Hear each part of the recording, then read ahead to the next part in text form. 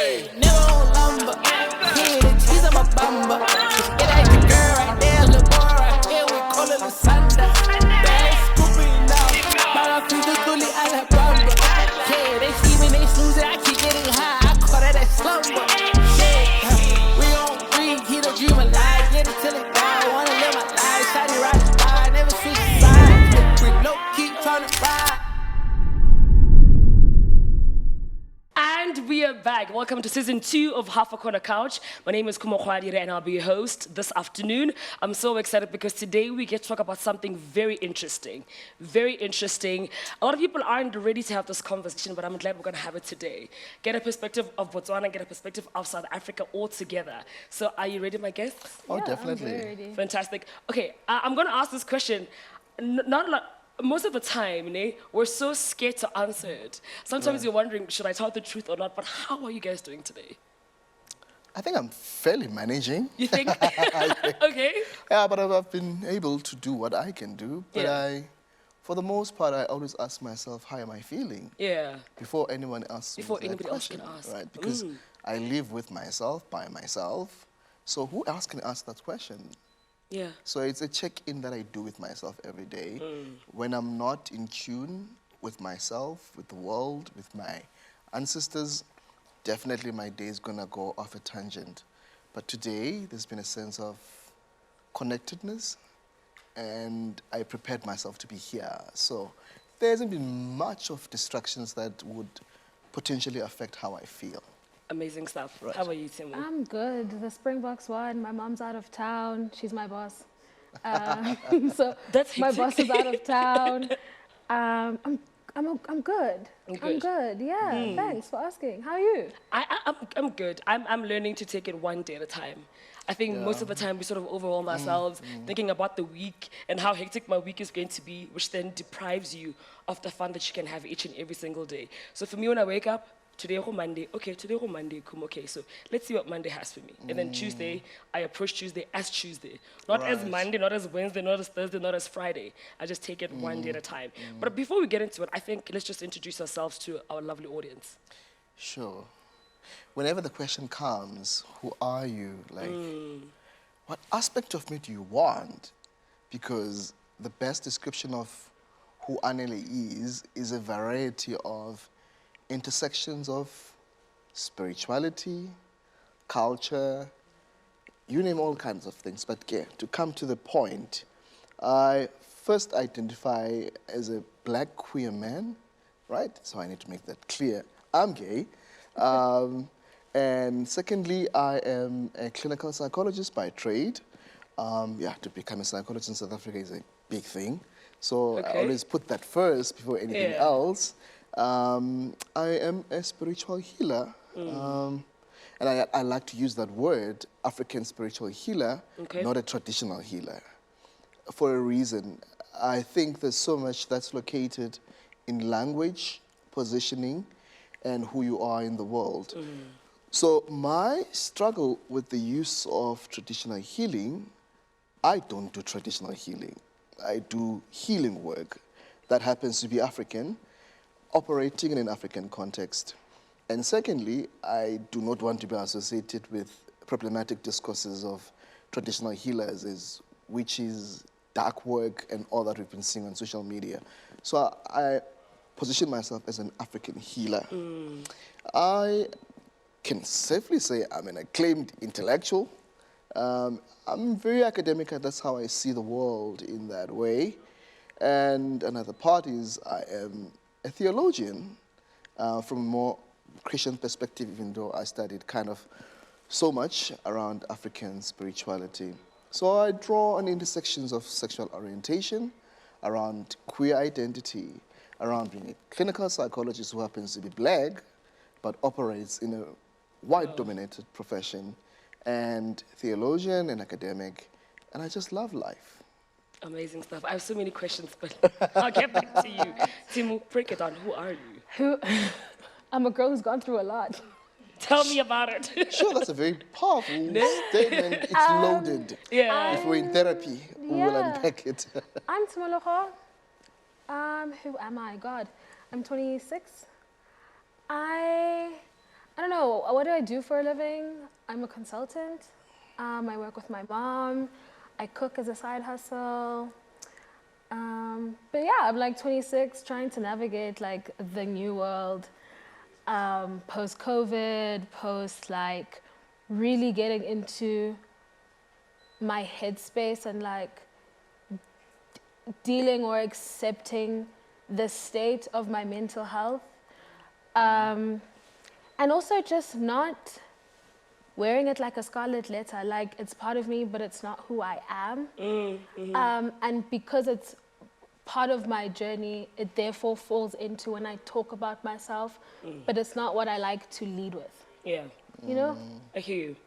Yeah. I hear you. I think our generation, being the 90s, 1990, 1991, and the generation that comes after us, I think now we're more vocal, we're more aware of who we are as individuals, and I think there's a gap between us and our parents.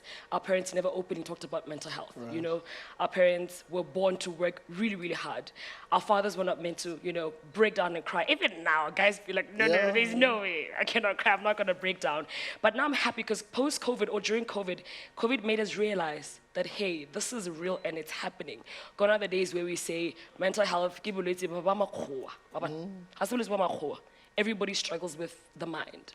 And I like the fact that COVID forced us to have these conversations, which is what we're going to be talking about today, and hopefully we'll be very open about it. I'm glad that you've gone through it, I go through it, and you help people every single day that struggle with mental health. Now, my question to you as a psychologist is, how is life now treating all your patients? I think maybe just in a nutshell, what would you like to say with regards to the clients that you have now versus then, and maybe during COVID, the transition leading up to now? What can we say about Black people in general and mental health? I think the construct of mental health in most Black communities or in an African context, it is something that has been kind of mispositioned in a way that people didn't see it as a reality that's there. I mean, people are used to physical illness or some form of sickness, and then it's evident, right? We see it, we see someone's deterioration as a result of ill health. With mental health, and I like to say with mental illness, because before we can get to mental health, that's the other end of the spectrum, right? Yeah. We have health, we have illness, and mental health, if you think of it in a continuum. But our focus is always on health, right? Because it's evident, we can see it, and immediately when someone is sick, we take them to the doctor.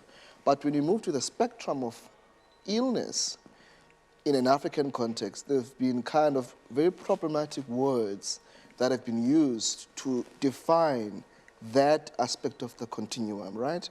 Then in an African context, I mean, in Siswana, you've got a word that you use to define people who are losing it, or who are socially detached from the world, like a psychotic person who is detached from the world. In isiXhosa, we have words such as uyapambana, uyagula, upambene. And that's been the normative construct of what we know when we talk illness, but it has never been positioned as an illness because it's an invisible thing, right? And because you are the only one experiencing it, then definitely it means you are out of reality, then you are on this other aspect of it.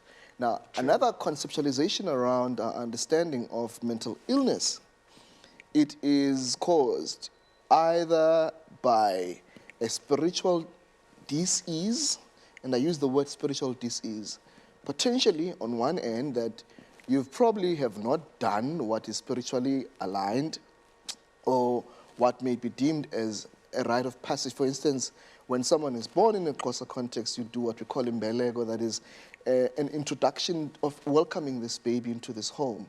Now, if something has not, like that has not been done, that can potentially contribute to one's state of mental illness. At the same time, such things like a neurosis where someone wets themselves. At a certain age, we hope by age of 10, a child would have negotiated that. But if that is happening, it could mean that this child needs this ritual to be done to connect them with their ancestors so that they can be grounded and protected by ancestors.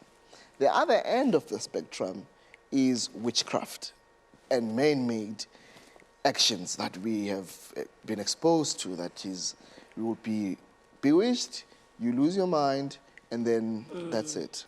So Yeah. that's what we know about mental illness.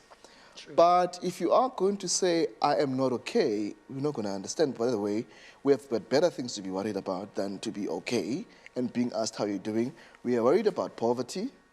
We are worried about what we're going to eat, what we need. So our basic needs somewhat have kind of made us disregard how we feel, but focus more on what we need Yeah. for survival. Then you can only think later when I'm full, oh, actually, how am I feeling?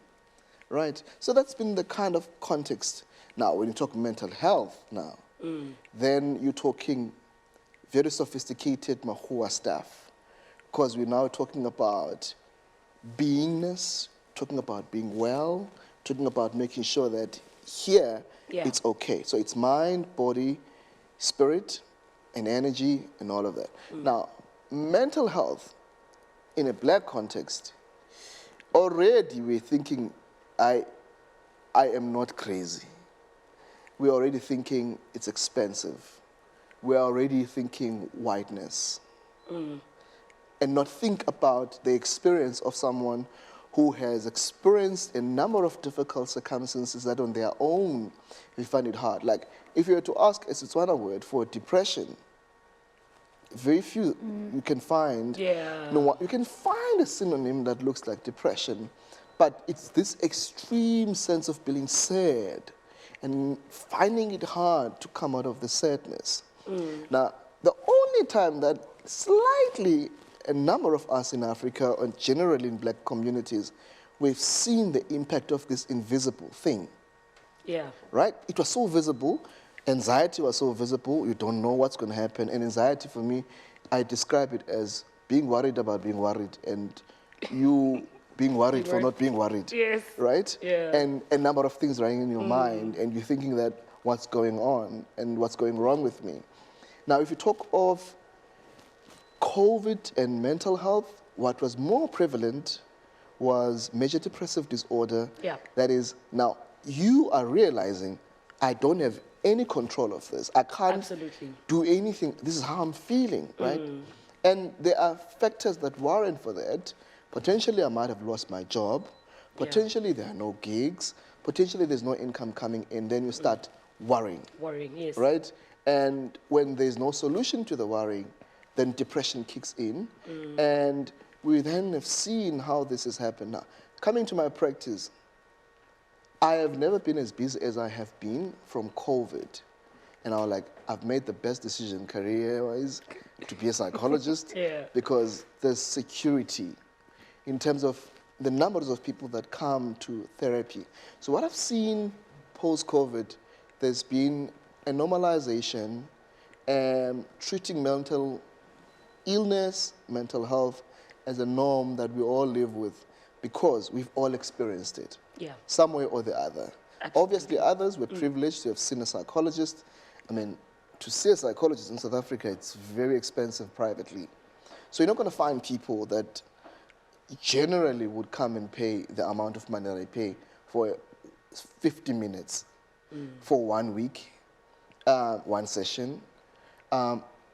So what I've then decided to do, what I call collective or community therapy, where I avail myself to teach people around basis of mental health, to do mental health wellness campaigns.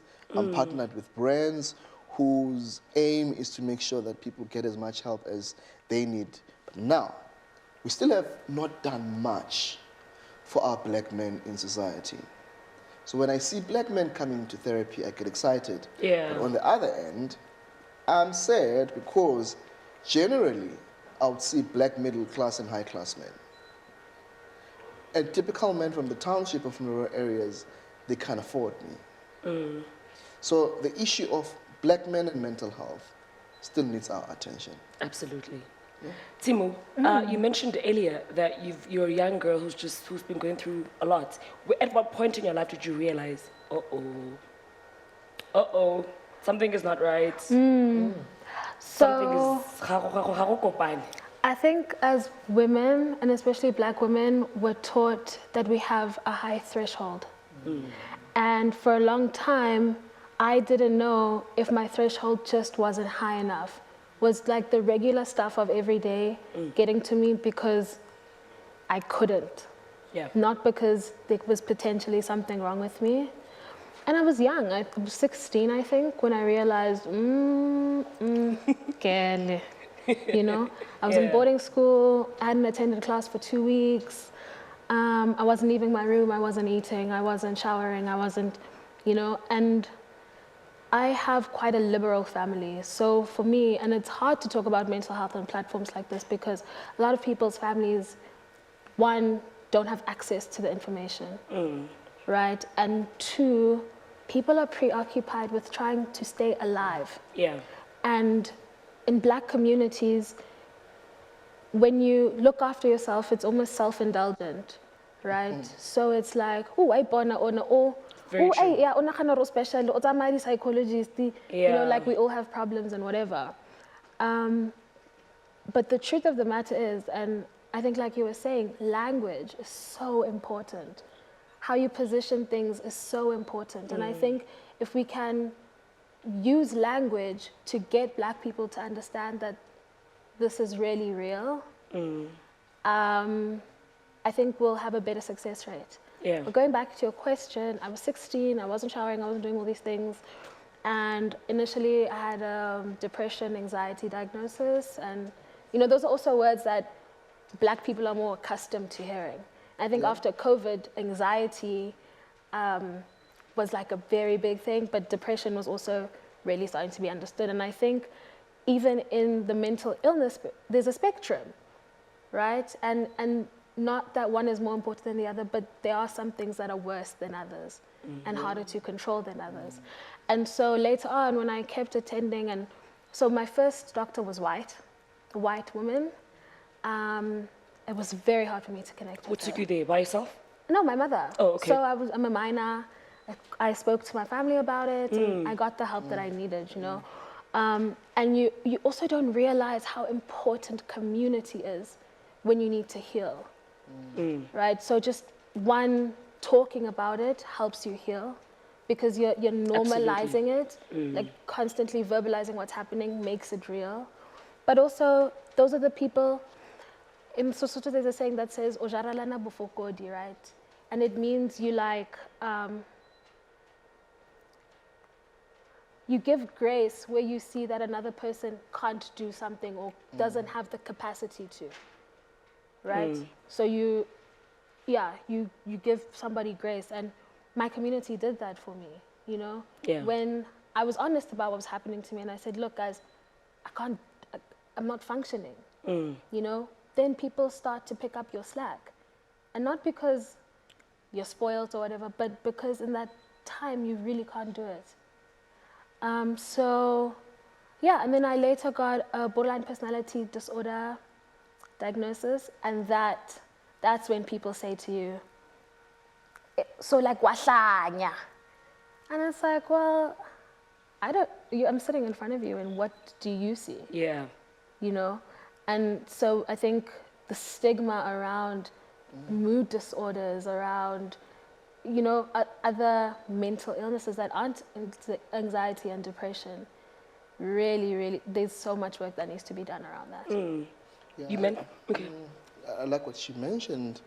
You know, the difficulty with psychiatric or psychological disorders that we use a term, we draw from what we call the Diagnostic Statistical Manual. It's a DSM that we use to then define all of these. And the difficulty is with all of this, what we see on the DSM, most of it is the language that we use as professionals to communicate between ourselves and to our clients. And there's this thing that when you see a therapist or a psychiatrist, there must be a working diagnosis, right? Now, what she was saying, the difficulty is people know common popular disorders like depression and anxiety. Yes. Whereas there's a number of neurological disorders. There is a number of child-related disorders. there's personality disorders. Now, the difficulty with a personality disorder is something that you cannot easily see, right? Until a psychologist works and experiences you as a client to pick up all of these things. And now imagine telling your mother who's paying that I'm diagnosed with borderline. What is that, right? Now, borderline, you're gonna need therapy, you're gonna need psychiatric medication. Sometimes you're gonna have multiple admissions in hospital because borderline is a disintegration of self, right? This person struggles with consolidation of self, right? And relating in the world, trusting relationships, because there's a trauma that happened in there, right? Right. And that trauma is an invisible thing for someone who's sitting on the other end. So with borderline personality disorder, it falls under borderline personality disorders, meaning in the making up of this person's personality, something happened, either due to trauma, either due to genetic predisposition, either due to factors that have contributed to that. But families don't have the time to do all the work that we do as psychologists. Yeah. And she also mentioned something around the importance and awareness of then I'm diagnosed, then what? Then what? Yeah. Right? Because you need that community that's going to remind you of treatment compliance, of therapeutic compliance, for this person to be okay. Yeah. Right? You mentioned, I'm going to ask you how you're feeling now because I want to track our progress from a 16-year-old to now a 26-year-old, you know, having started at the age of, it's been 10 years. Sure. You know, from when you're 16 until now. And you mentioned community. I'm going to talk about something that happened in Botswana. Okay, speaking of community, let's link that up with social media. Yo, where do I even begin? Social media is a lot, ne? So now, during COVID, I think everybody just realized that, hey, I am not alone. It's affected each and every single individual, the rich, the poor, the middle class, the celebrities, everyone. And I think in that we all realized that, hey, I am not alone in this. Now in Botswana, we started a new trend on social media, started with Twitter, actually. People started talking about therapy. And then psychologists started grouping themselves to say, hey, we are available on these particular days for free, and these are the helplines for those who are in need of therapy for an hour or for 2 hours, right? And then now it became a thing post-COVID as well. We still have psychologists and, you know, psychiatrists who are willing to offer their services for free online for those who have no money or have no medical aid, but they're in need, constant need of therapy. Now let's talk about social media, creating a safe space for one, conversations, and for someone to know that it's okay for me to have such a problem. If it is a problem, it's okay for me to be experiencing something like this and I'll be okay. Unfortunately, in most extreme cases, some committed suicide because they felt so alone. And we have those people who just wake up in the morning and they cause drama, you know? And because somebody's committed suicide, they've committed suicide because Tshimologo just commented and they feel like, maybe Tshimologo's right, maybe my life sucks, and they commit suicide. Or I feel alone, social media is just hectic for me, I cannot do this anymore, and then they go. So let's integrate social media and mental health and how we can maybe contribute or suggest ways in which it could be a safe environment for us to have such conversations. I don't know if we're ever gonna win, but we can only try to take it one day at a time. You know what I mean? For me, I think Twitter during COVID, I thank God for Twitter. Psychologists started coming up, even conversations. We started having, you know, threads. You know, what are those sessions where you're online? Virtual session. On Twitter, where everybody can just join in. It's Spaces, yes. That really helped during COVID because people would just join in with, yo, guys, it happened to me. And then we'd have a psychologist comment, and then at the end of the day, we're like, okay, we see where we're going with this. You know, let's come up with a plan on how we can solve these matters. I am on every single social network, actually. I love the internet. Yeah. But I think that happened during COVID, again, because if you were alone in your apartment, you didn't have a community, right? So I think that a constant yearning for people is a sense of community. And I think if you physically have a sense of community, which obviously was impossible or hard during COVID, and you take people that you don't know and like this world, right, where people don't where you can't practice or be mindful of nuances, and this person is a human being, right? You will always set yourself up for failure because not everybody has something good to say, right? And when you try to create safe spaces on the internet, there'll always be someone who can infiltrate that. Yeah. So I think, and even the informative side of the internet is, I find, quite toxic because you're basically telling people, yes, you can't afford the healthcare that you need, but diagnose yourself at home. That can also make you very sick. So, you know, like learning words like, oh, toxic and this and that, people misuse those words and they begin to lose their meaning and then in turn aren't taken seriously. So, I don't know. I think for me, it depends on which source, all right?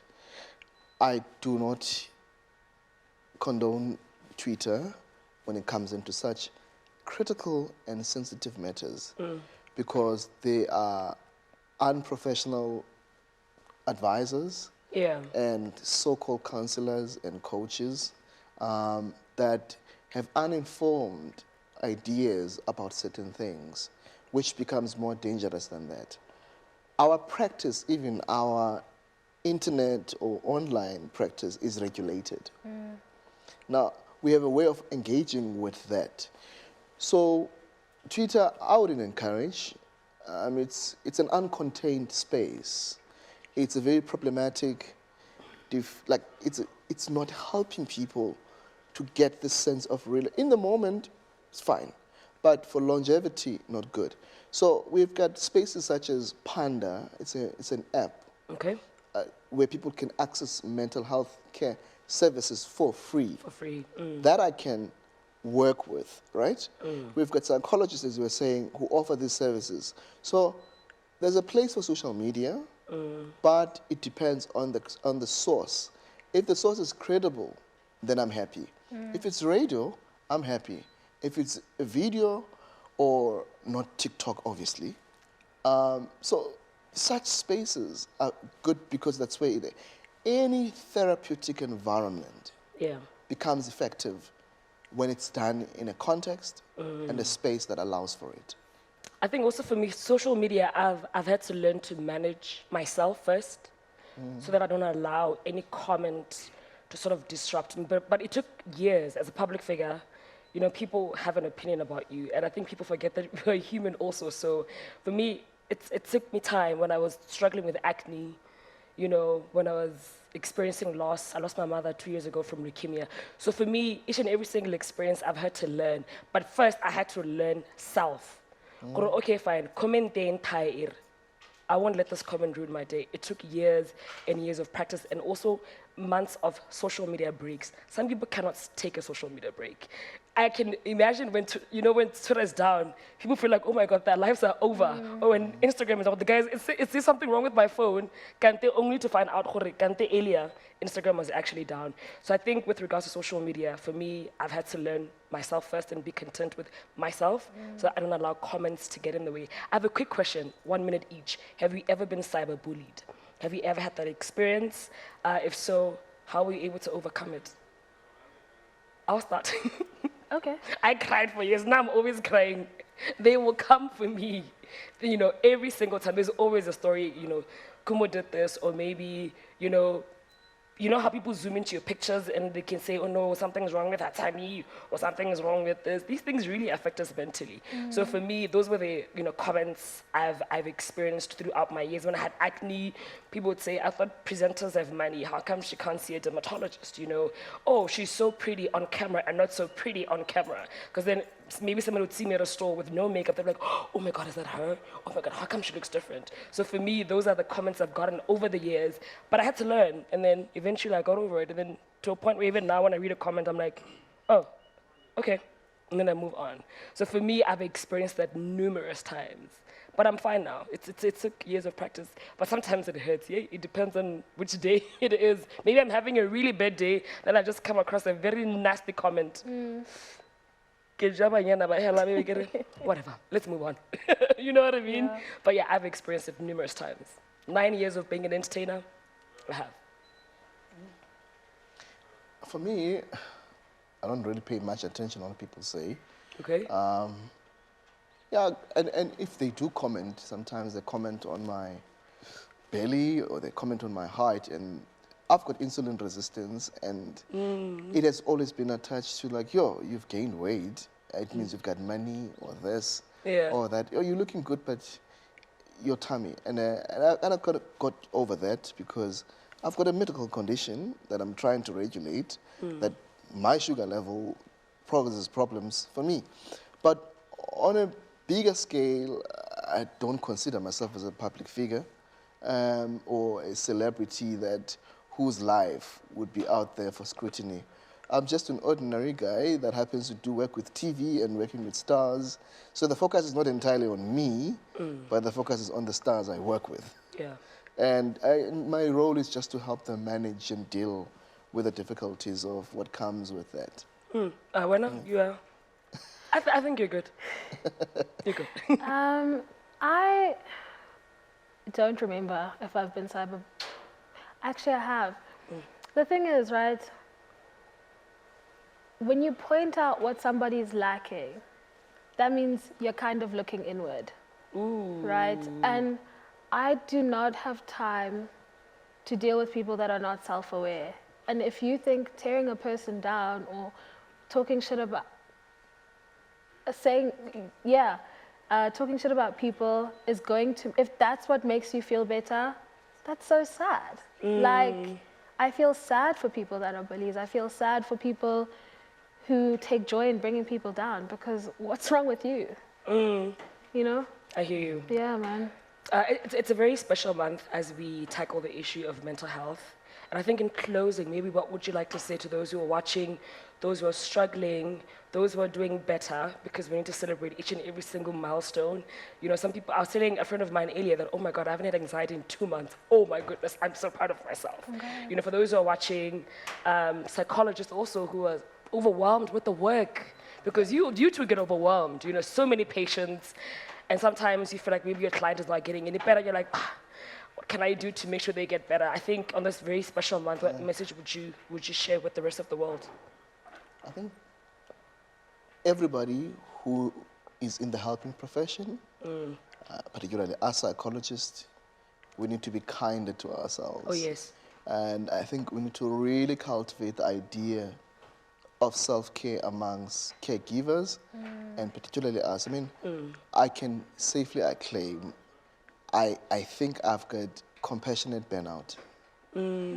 Compassionate burnout is a burnout that you get from being compassionate. Yeah. I can safely say I'm burnt out. Sorry. So I'm not much of good with my words to say people take care of yourself. So in October, I intentionally plan to take it easy. Oh, lovely. So I would say to my colleagues, we can never be everybody's 24-hour access all the time. And one thing that psychologists don't know how to do is to take care of themselves. Oh, okay. Very few. I mean, especially for us who are in private, you've got the demands of being an entrepreneur, and the money comes from you seeing the patients and doing the work that you do. So striking the balance between an entrepreneur and a professional is very difficult. But also, I'd really like us to do more work on destigmatizing mental health misconceptions and really helping people with the adequate language. This is access to mental health. Yes. And lastly, I can't emphasize for us to focus more on young boys and men around how they can cultivate mental health. Quickly, my lady, 60 seconds. I don't know, just that every day is a new day to try again. That nothing is too big not to fix. And sometimes it's better to nip things in the bud than to wait for them to get worse. Yeah, and just shout out to everyone who's fought the good fight, because damn. Absolutely. Absolutely, Good my vibes are lovely guest. expensive. Yeah. My lovely guest, thank you very much for joining us today. May this episode birth more and more and more relationships, partnerships. You know, take care of yourselves, give yourself grace, and take it one day at a time. And for more information on mental health, please follow us on Half a Corner Couch. Today was absolutely amazing. Can we just, give ourselves love? Thank you for watching, and we love you. Bye. Bye.